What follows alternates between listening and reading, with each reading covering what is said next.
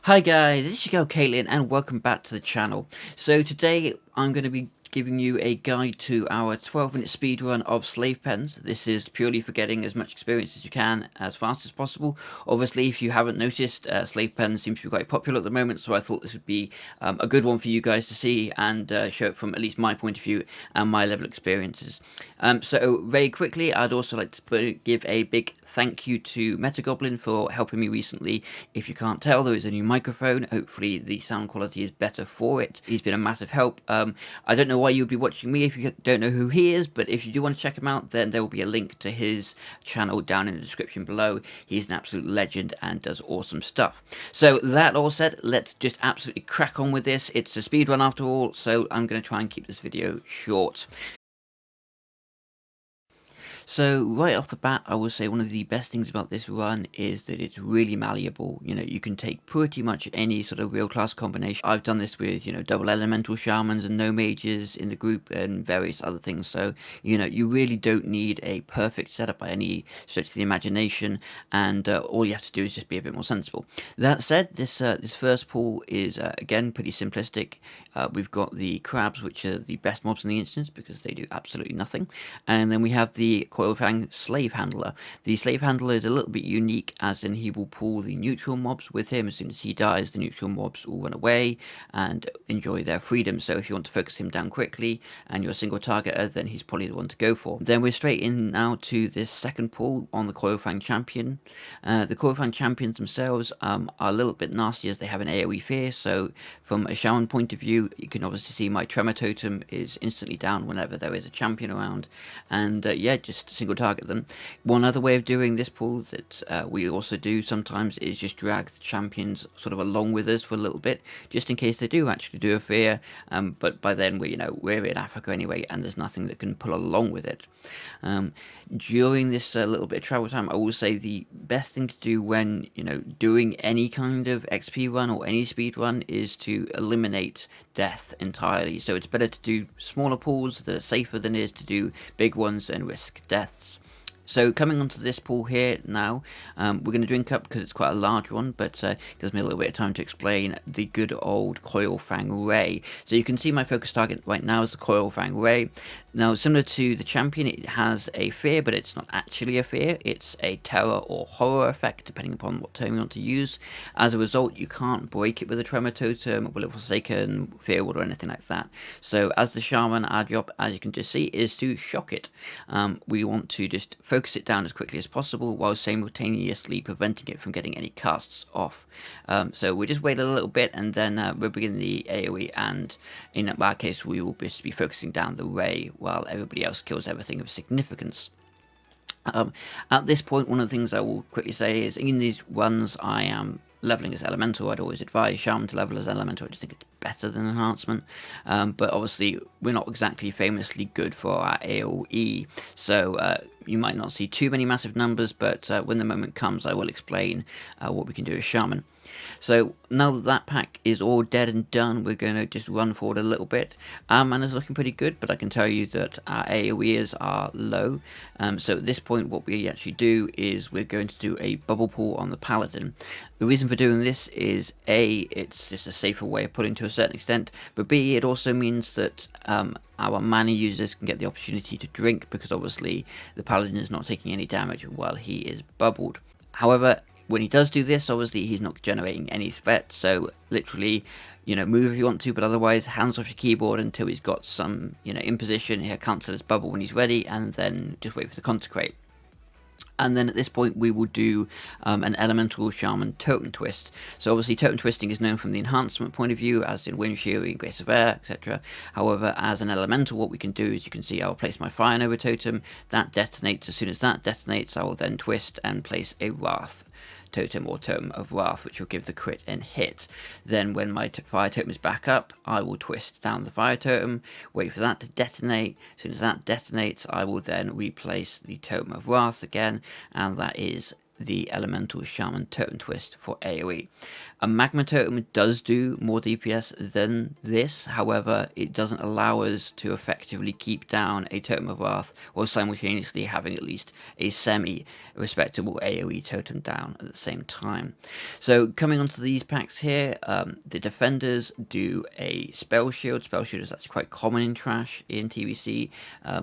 Just don't give yourself, be sensible, and then when he does do it, either swap over or just run in and then, start smacking them with your hammer or something.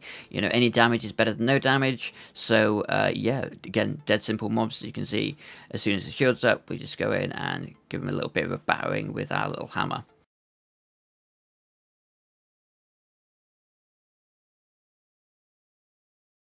So, skipping ahead just down the tunnel, we're going to come on to my favourite pool of the instance, actually, and at this point, again, just a little bit of Shaman tech. If you want to do a little bit of healing because you're feeling nervous and assist, you can do, but again, we're just going to go back into position, and then we're going to start doing, again, the Fire Totem of Wrath twisting.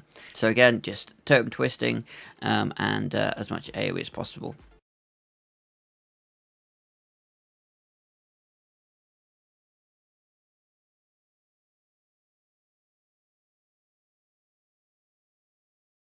On to the boss himself. The boss is super dead simple.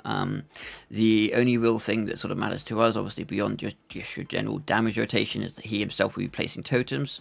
What I tend to do is I will rank 1 lightning bolt every single totem he places, apart from the Fire Nova totem. The reason being, the Fire Nova totem will actually detonate as it's destroyed. I wish ours did that, but yep, in his case, he has a magic fire totem that's better than ours, and yep, so if we were to destroy the Fire Nova totem instantly, it would just detonate and do a bucket load of damage to our party and our tank. So rank 1 any totems, especially obviously the healing one, but Nova totem like this, you just want to leave it and let people maneuver around it. Again, dead simple boss, he'll die pretty quickly, and then we come on to the bridge pool. So the bridge pool, as you can see, again, our tank is just going to drag as much with him as possible. Again, a little bit of Shaman tech.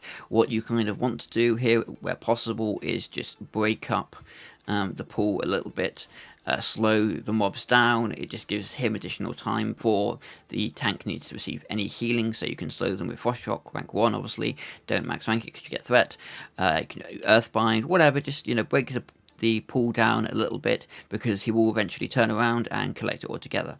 As soon as it's collected, standard stuff, AoE, AoE, AoE.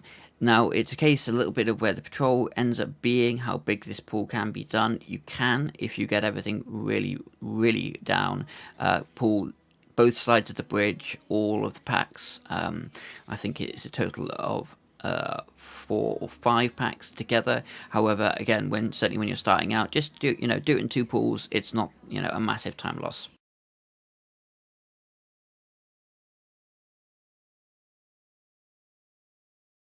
Again, just going to jump ahead a little bit here, and onto the opposite side of the bridge where we've jumped down.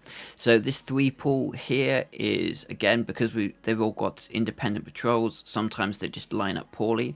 If you're feeling generous and your tank is comfortable with you doing it, you can pull one of the packs and then just run it to him. Obviously, rank 1 lightning bolt has a better range than quite a lot of tank spells, but alternatively, just let your tank do it all, let him get together.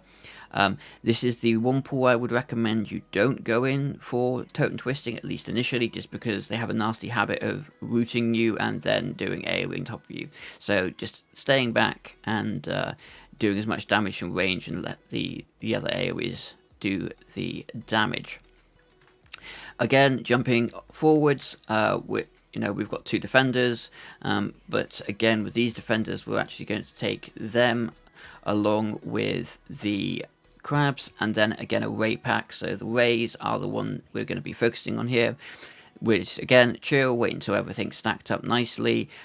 Champions is here as well, so we want to have Tremor Totem down, we want to have Mana Spring down, and then Totem of Wrath and Wrath Rare if you happen to have it. But again, our job here is purely just to focus down the Coil Fang Ray. He needs to die, and we don't want to let him get any casts off. So yeah, just chill, focus, and As soon as he's dead, then, you know, do whatever you want. At this point, we can do fire totem twisting if you want to. It's not, you know, significantly bad, but again, the primary job here until the ray is dead is to stop it from getting the terror off. Your DPS and damage beyond that isn't particularly significant. As soon as it's dead, then, you know, focus on something else. But until then, you know, attention probably goes onto there. So that is the entirety of the run. As you can see, we're going to skip everything else. We have done later runs where we do, you know, the additional bosses, etc. And when you first start out, you may wish to do so, if nothing else, just for the gear.